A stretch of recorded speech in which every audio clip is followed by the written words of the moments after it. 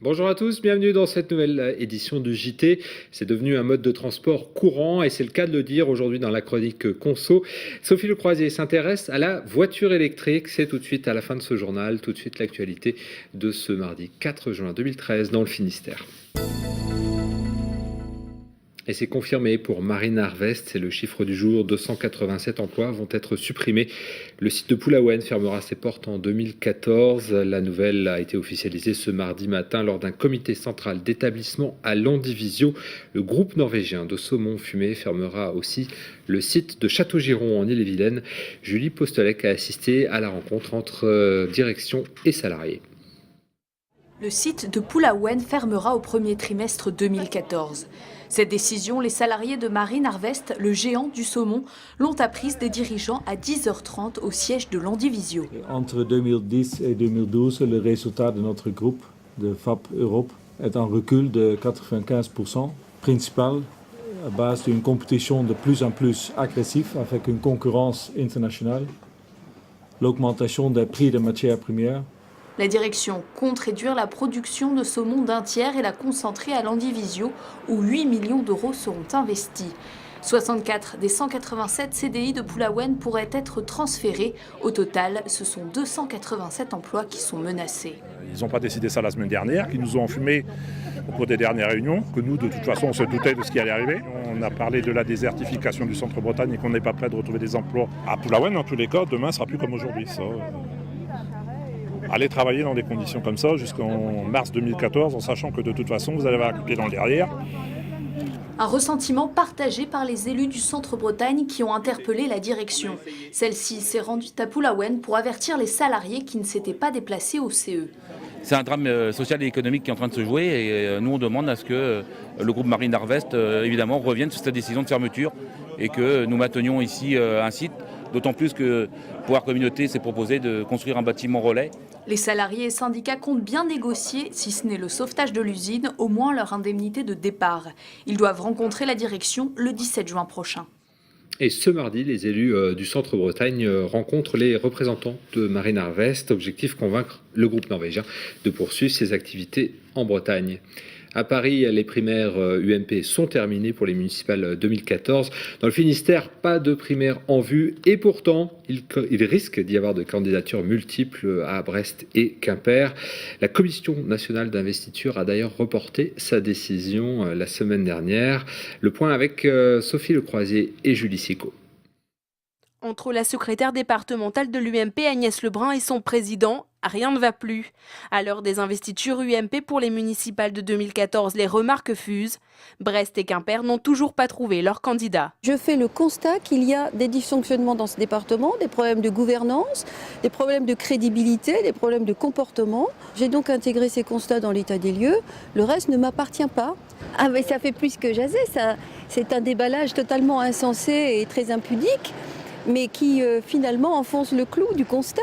Et même si elle ne le cite pas, Laurent Prunier se sent concrètement visé. Il est pourtant le seul candidat UMP à briguer la mairie. Elle a défendu ses convictions personnelles ou voulu régler des comptes au lieu de travailler sur le consensus et sur un peu l'intérêt général. Ça a un impact terrible sur l'image de la fédération puisque ça montre qu'Agnès Lebrun et moi-même ne nous entendons pas. Les choses sont claires. Et maintenant, il va falloir qu'on voit qui est majoritaire. Je sais que c'est moi et de manière ultra majoritaire. Elle n'est pas encartée à l'UMP, mais Bernadette Malgorne se retrouve mêlée au débat. Sa candidature sur Brest n'est pas officielle, pourtant elle est prête à représenter la droite. Nous formons une grande famille. Alors dans les familles, quelquefois, il y a des petits chipotages, mais à la fin on se réconcilie. Je crois qu'il y a des attentes qui ne s'expriment pas toujours sur la place publique, mais qui sont profondes, et j'entends bien, avec mes amis, pouvoir y répondre. À Quimper, même étonnement face au discours d'Agnès Lebrun, encore une fois, elle ne soutient pas le candidat historique. Je crois qu'on l'a mal préparé cette commission et je crois que c'est à nous, Finistériens, d'y voir clair. Ici, à Brest et à Quimper, réunir peut-être le bureau départemental pour déterminer clairement des choix.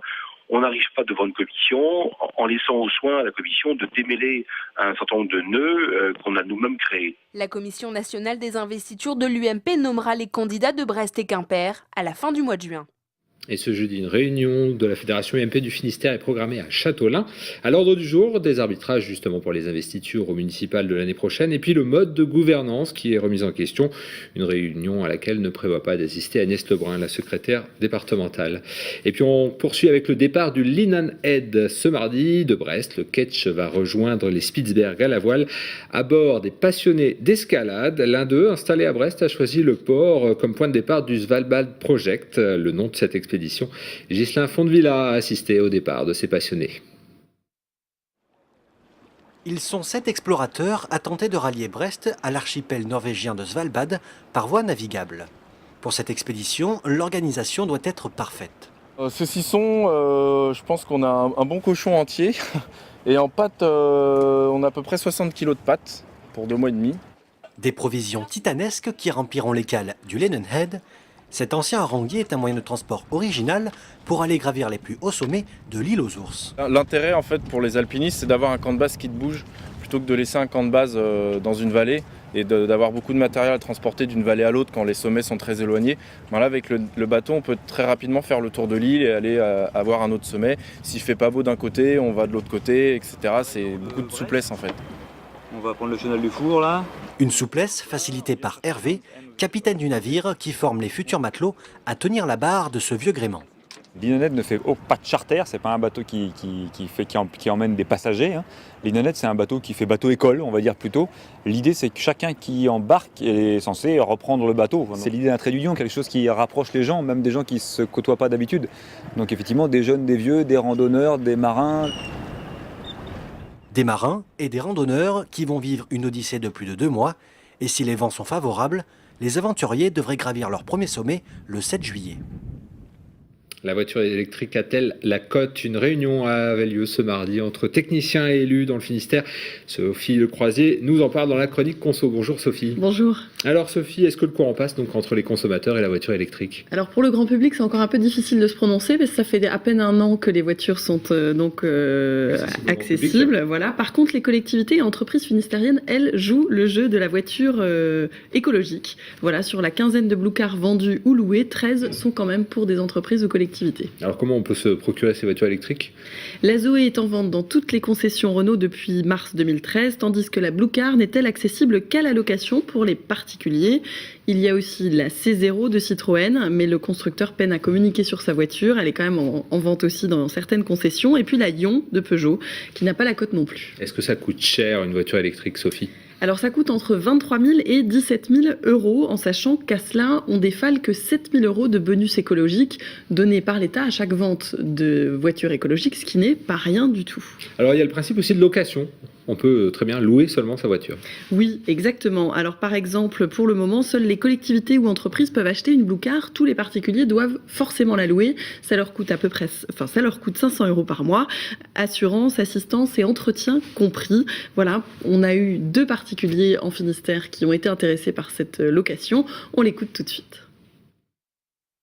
On ne pensait pas que la voiture en fait se déchargeait lorsqu'elle ne roulait pas. Donc ça fait que il est quand même nécessaire de la brancher, notamment une fois que la batterie est à 100%, il faut que la voiture reste branchée sur l'électricité. Ça correspond à peu près, on va dire, en charge à un équivalent de 2 euros par jour. Alors justement, ce client parle d'autonomie, ça donne quoi côté autonomie, les voitures électriques? Alors il faut compter à peu près entre 100 et 150 km possibles. 8 heures sont nécessaires pour une recharge complète de la voiture et en mode express, c'est 30 minutes. Alors, est-ce qu'il y a assez de bornes en libre service justement pour pouvoir recharger les voitures électriques? C'est justement là le point noir en Finistère et d'ailleurs en France, il y a encore très peu de bornes. On en compte une vingtaine ici dans le département. Il y a bien sûr des grandes surfaces qui proposent ce service comme Leclerc ou Casino. Les concessionnaires Renault également puisqu'ils vendent la Zoé, s'en sont équipés. Mais tout ça n'est pas suffisant et évidemment le fond du problème, c'est que pour avoir des bornes, il faut des voitures, mais aussi que pour avoir des voitures, il faut bien sûr des bornes. Alors un seul conseil, si on veut acheter une voiture électrique, c'est de se recharger chez soi et de se faire installer les fameuses wallbox qui permettent donc de se recharger toute une nuit. Et puis si on veut tester la voiture électrique, il y a des formules de location en presqu'île de Crozon, c'est ça ? Exactement, il y a 4 Tweety qui sont en location avec l'entreprise Love You. La première heure, 10 € et puis ensuite 5 € par heure. C'est la Twizy, il paraît, me dit-on.